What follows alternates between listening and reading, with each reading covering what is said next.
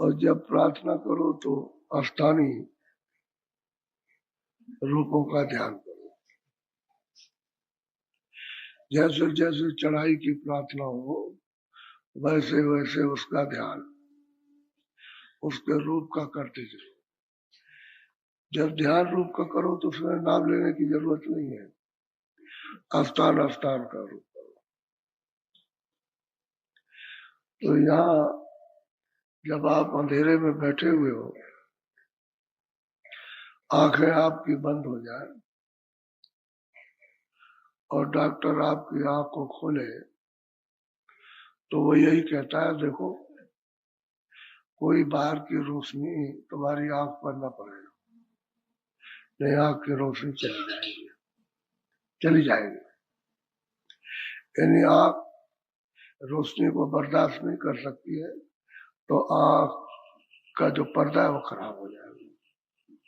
इसलिए पट्टी बंधवाता है, फिर हरी पट्टी लगाता है, चश्मा लगवा देता है। तो आप धीरे धीरे करके फिर वो छाया वाली रोशनी देखती हो, भाई छाया है, आप खोल के देखे।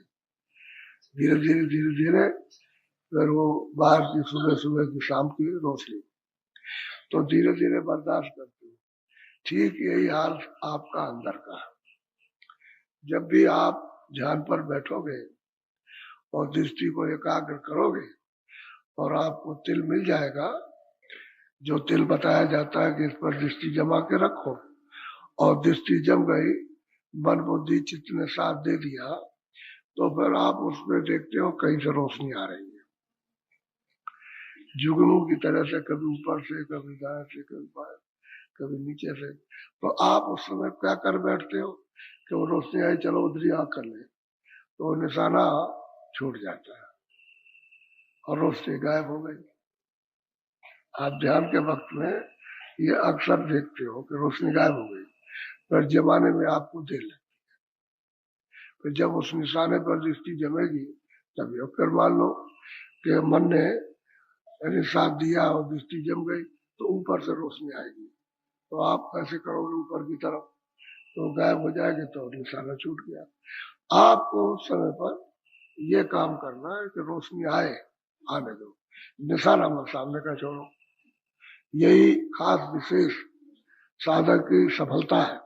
और जैसे उसने सामने का निशाना छोड़ दिया और आंख इधर उधर की, अंदर की आंख, तो बस वो निशाना भी गया, वो भी गया, तो कुछ नहीं दिखाई देता।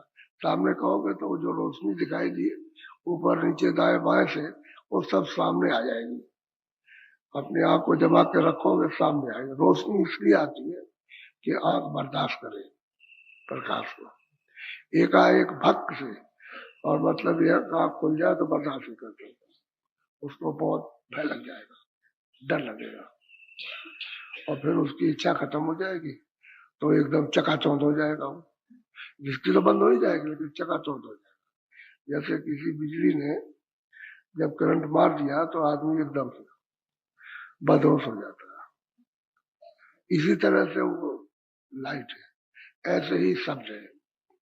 तो धीरे धीरे धीरे धीरे उस शब्द को भी बर्दाश्त करो, लाइट को भी बर्दाश्त करो।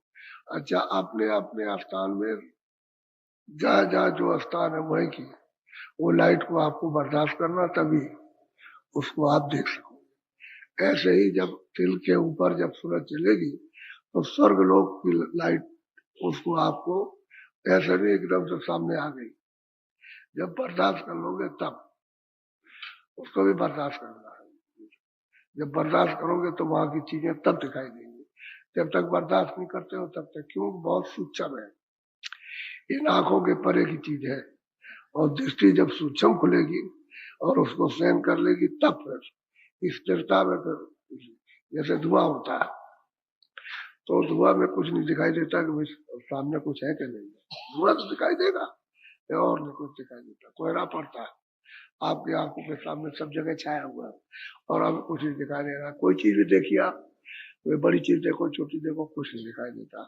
लेकिन बात ये जब स्थिर हो जाएगा तो फिर दिखाई देगा। ऐसे नहीं, कोहरे में भी जब आप गौर से देखो तो कोई खड़ा है, उसको धीरे धीरे करके उसको, तो इसी तरह से अंदर में पर्दा रहता है। तो पर्दा जब